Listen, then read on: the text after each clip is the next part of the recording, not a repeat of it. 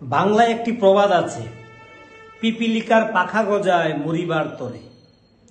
তো এই প্রবাদ বাক্যটি বর্তমানে আমাদের প্রতিবেশী দেশ বাংলাদেশের ক্ষেত্রে এটা অনেকটা প্রযোজ্য। সে দেশের মামুনুল হক হেফাজতে ইসলাম নামে একটি সংগঠন চালান।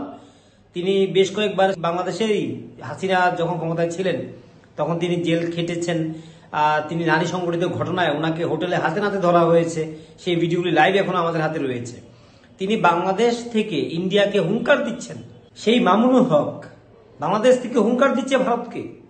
ভারত যদি বাংলাদেশের বিষয় নিয়ে নাক গলায় তাহলে বাংলাদেশের মানুষ রাস্তায় নামবে, ভারত বিরোধী ভূমিকা অবতীর্ণ হবে। তিনি বলছেন যে ভারতের তাদের প্রতিবেশী কারোর সঙ্গে সুসম্পর্ক নেই, সুসম্পর্ক রাখতে পারে না।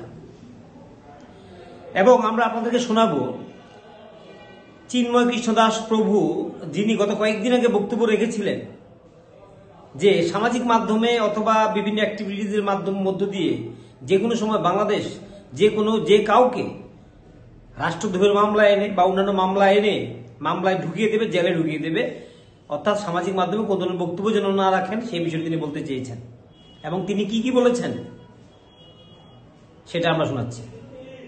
নারায়ে তাকবীর, আল্লাহু আকবার বললেই সমস্ত মুসলিম জনগোষ্ঠী এক হয়ে যেতে পারে। সেই স্লোগানকে কখনো রাজনৈতিক বলা হয় না, বলা হয় না, এটা ধর্মীয় পবিত্র আল্লাহর নাম। এখন কিন্তু হিন্দুরা তার ভগবান শ্রী আরাধ্য শ্রী রামচন্দ্রের নাম নিলে, ভগবান শ্রীকৃষ্ণের কপিধ্বজ হনুমান চিহ্নিত পতাকা ধারণ করলে তাকে কখনো বিজেপির রং দেবে, কখনো আরএসএস এর রং দেবে, কখনো ইন্ডিয়ার ট্যাগ দেবে, কখনো আওয়ামী লীগের দালাল বলবে, আবার আওয়ামী লীগ আসলে কখনো বাংলাদেশের ভাবমূর্তি ক্ষুণ্ণকারী বলে পিয়াসার মতো লোকরে ঝাঁটিয়ে দৌড় তাড়াবে। এই রকম অবস্থাটি হিন্দুদের জন্য হয়েছে। আপনি দেখুন, পাকিস্তানে ভগবান দাস সে প্রধান বিচারপতি হয়েছে। যেই দেশে থেকে আমরা স্বাধীনতা চেয়েছি সেই দেশে সংখ্যালঘু মন্ত্রণালয় রয়েছে, সংখ্যালঘু কমিশন রয়েছে, সংরক্ষিত হিন্দুদের জন্য আসন রয়েছে। কিন্তু দুর্ভাগ্য, আমরা এমন দেশ স্বাধীন করলাম যে দেশে আমাদের স্বাধীনতা আমাদেরকে এইসব কিছু তো দেয় নাই, বাংলাদেশি পরিচয় দিয়ে আমাদের কাছ থেকে সবকিছু কেড়ে নিয়েছে। তো সেজন্য আমি আপনাদেরকে বলবো, ভগবান শ্রীকৃষ্ণের রাস মঞ্চের সার্থকতা হচ্ছে সেখানে ভগবান শিব যেমন প্রবেশ করেননি, নিজের অধিকারের স্থিতিকে তিনি বুঝেছেন। আমরা যেন আমাদের অধিকারের স্থিতিটি বুঝি, আমরা যেন কোনো কেউ উস্কানিতে পা না দেই। কোন ধর্ম অবলম্বীরা যদি উস্কানি দেয়, ফেসবুকে বন্ধ বানান, তাহলে বিপদ দেখে আনবেন। সেখানে উস্কানি দেবে আর আপনার উস্কানিতে কোনো কমেন্ট করবেন, হাসবেন, ধর্ম অবমাননার অপরাধী। কিন্তু দেখুন, আমি আপনাদেরকে বলবো, সারা বাংলাদেশে এরকম কতজন আক্রান্ত হয়েছে তার একটা লিস্ট করুন, দরকার রয়েছে। আজকে হিন্দু ধর্মকে নিয়ে প্রতিদিন সকাল বিকাল অবমাননা হচ্ছে, তা নিয়ে কোনো আইন শৃঙ্খলা বাহিনীর কোনো প্রতিক্রিয়া নাই। অত্যন্ত দুর্ভাগ্যের বিষয়। আমরা যখন কোন মব জাস্টিসকে, কোন মব ভায়োলেন্সকে আমরা সাপোর্ট করি না।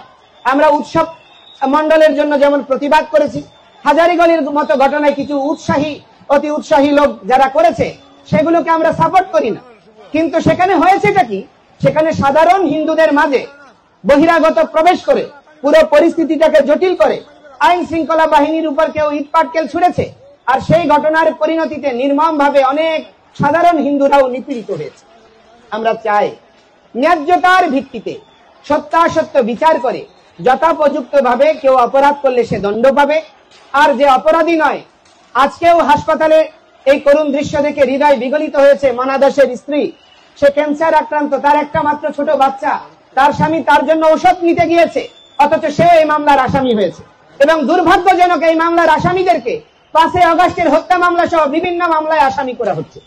তো সেজন্য আমি অনুরোধ করব, আমাদের শান্তিতে নোবেল বিজয়ী ডক্টর মোহাম্মদ ইউনূস, তিনি একজন বিশ্ব নাগরিক, সারা পৃথিবীতে তিনি দারিদ্র্য দূরীকরণের জন্য ভূমিকা রেখেছে।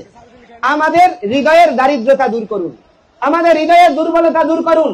আমাদেরকে একজন সবল নাগরিক হিসেবে বাংলাদেশের উন্নয়ন প্রগতিতে, দেশমাতৃকার কল্যাণে অবদান রাখার সুযোগ দিন।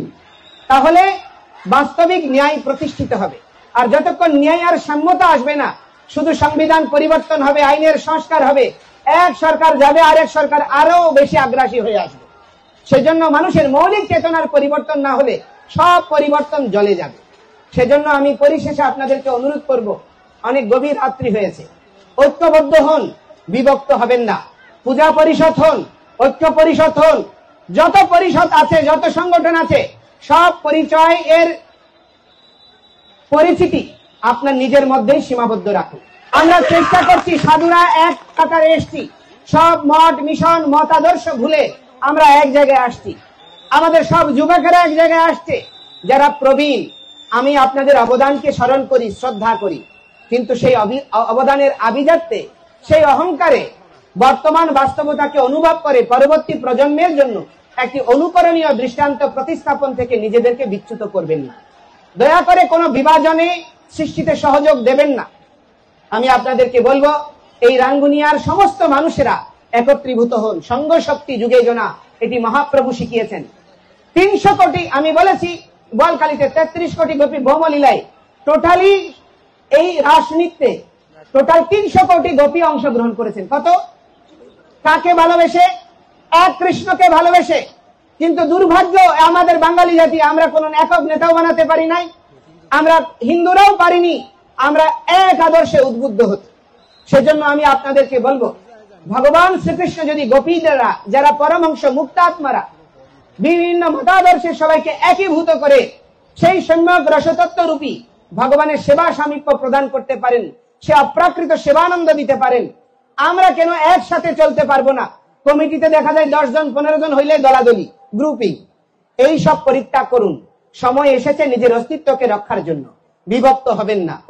আমরা একটা অসাম্প্রদায়িক গণতান্ত্রিক রাষ্ট্র চাই, যেখানে সকল ধর্মাবলম্বীর অবস্থান সমুন্নত থাকবে, সকলে পরস্পর কাঁধে কাঁধ মিলিয়ে একটি আদর্শিক দেশ বিনির্মিত হবে। কিন্তু যারা মনে করছে হিন্দুরা, বৌদ্ধরা, পাহাড়িরা এরা এখান থেকে নির্বাসিত হলেই তাদের অধিকার রক্ষিত হবে, আমি বলছি আপনারা ভুল করছেন। এতে এখানে একটা কি হবে, একটা আফগানিস্তান, পাকিস্তানের মতো তৈরি হবে, যেখানে কেউ নিরাপদ থাকবেন না।